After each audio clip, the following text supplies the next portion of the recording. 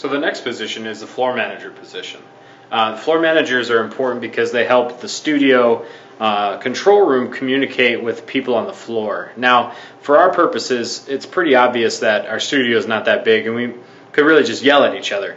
The only problem is when we're in production, if you're yelling at somebody else trying to get them to do something or change something, that yelling will get recorded on the microphone, and we can't have that because it's not part of the production, doesn't look professional, and just to be honest, it's just kind of silly. So one of the important things as the floor manager is you're going to be communicating with the studio, people in the control room, and your talent on the floor. The way you do that is with hand signals, and we're going to have a lesson on how to do hand signals and what to do and how to do them when. But for right now, know that the floor manager's primary role is to communicate between those two locations.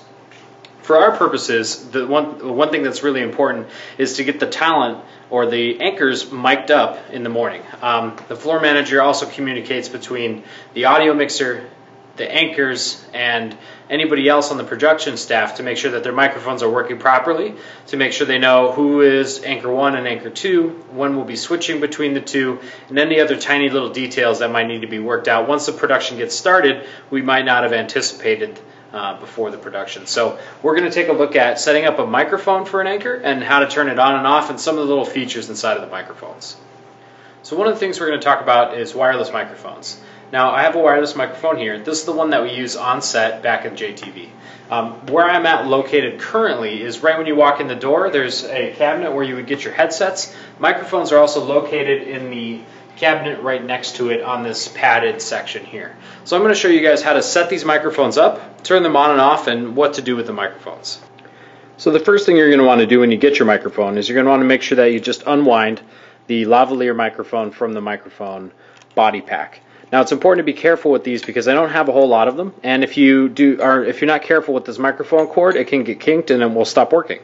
So once you've unwound the microphone from the microphone cord, you'll have the talent run this microphone cord underneath their shirt and then pin it up here at the top. So let me show you that right now. So once the talent gets their microphone and their belt pack, they'll clip the belt pack to themselves, take the microphone cord and run it underneath their shirt out the top. Now, there can be a couple different ways to do this, especially if people are wearing like blouses or different kinds of tops. But just for a regular t-shirt or a button t-shirt, you're going to run it underneath the shirt and out the top of the t-shirt. Once you've done that, you'll take the clip and you'll take the wire and you'll make a little bend in the wire and reclip the wire into the little notch here. So you notice we've clipped the wire on this little notch just a little bit. What this loop does is it takes strain off of the wire, and it also makes it so that we can get a nice clip onto the collar or the t-shirt. So once you've made that, you're going to go ahead and throw your pinky and your thumb out, just like that. You're going to put your thumb on your nose and your pinky right here. Now you're not looking down, you're not looking up, you're just looking straight ahead, and you're going to do this, or you'll have the talent do this. Once they do that, that little spot right here where your pinky shows up, that's where the microphone's going to be clipped. You're going to want to make sure, too, that the microphone's actually facing the anchor's mouth in order for it to record correctly. So I'm going to go ahead and I'm going to clip this microphone onto my shirt. Try to do it backwards here. And once we clipped it on, adjust the microphone so that it's pointed directly at the talent. And if you need to get rid of that excess cable, you can pull it through the t-shirt. So now, as you can see, my microphone's clipped on correctly and our talent's ready for a sound check. The next step is to make sure that the belt pack is on. So in the default stage, your belt pack is just going to look like this. The screen's going to be off, and in order to access the power and stuff inside of it, what you're going to need to do is take your two fingers and you're going to pinch the side of the belt pack and open that door. So as you can see, I'll show you again, these little buttons on the side, you're just going to pinch and open it up. And there's 3 or 4 buttons on the inside. One of them says power. Let's see if I can get that aligned there. One of them says power, the other one will say set on this side, and then there's 2 little rockers right here for navigating the menus. Now what you're going to do is once you get this open, you're going to make sure that the batteries in here are still good. So you're going to hold down the power button until the LED display turns on. And once it does, hopefully you guys can see this, you'll notice that the power on this battery is just fine. It's got 2 bars there and it's ready for production. You can also see over here on the side, right there, is when I talk, the levels are going up. So that lets you know that this is actually receiving the audio signal. So now that we know the batteries are good, we can go ahead and have the talent clip this back onto their belt pack and use the microphone. If you do need to replace the batteries, just let me know. I have a whole big pile of batteries in here that I can give to you so you can use them. So they'll just clip this onto their belt, and do make sure you take note. On here, it's labeled which microphone they are. So when you have them clip that microphone on, the audio engineer might ask, hey, who is Tracy on? Is she microphone 2, 3, or 4? And then you can let them know so that they can get those things worked out as quickly as possible. So the last thing I'm going to show you is how to turn the microphones off at the end of production.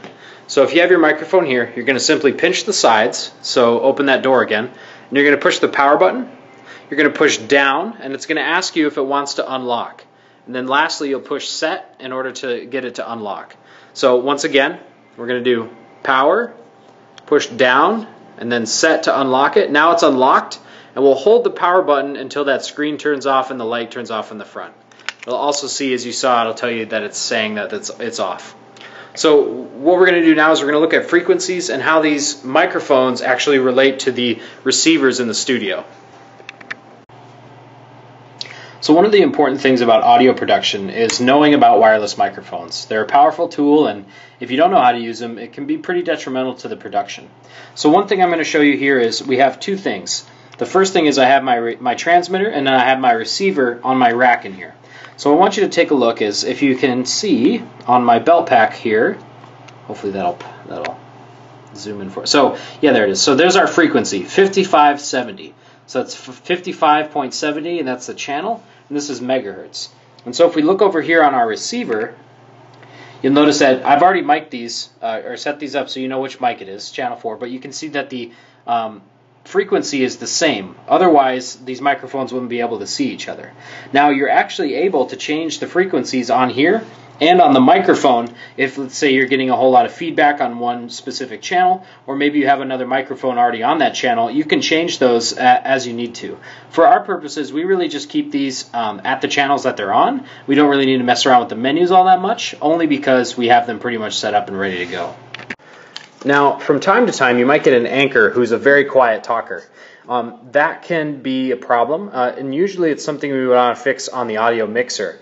But let's say we have somebody who's just so incredibly quiet that the audio mixer is maxed out and we still can't hear them.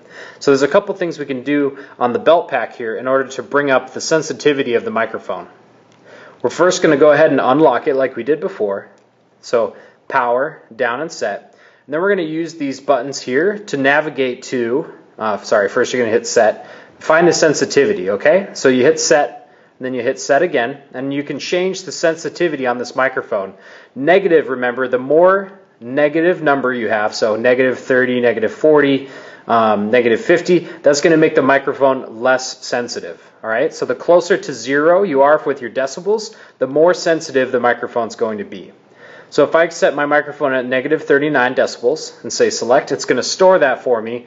And then in order to get out of this menu, I'll just hit the power button again to bring me back to the main menu. So once again, if I need to change that, I'll just hit set, go into the sensitivity, and adjust what I need to where I want it to be. Hit set, and it'll be stored here in our belt pack. And then I'll hit the power button again to go back to the main menu and close up our belt pack.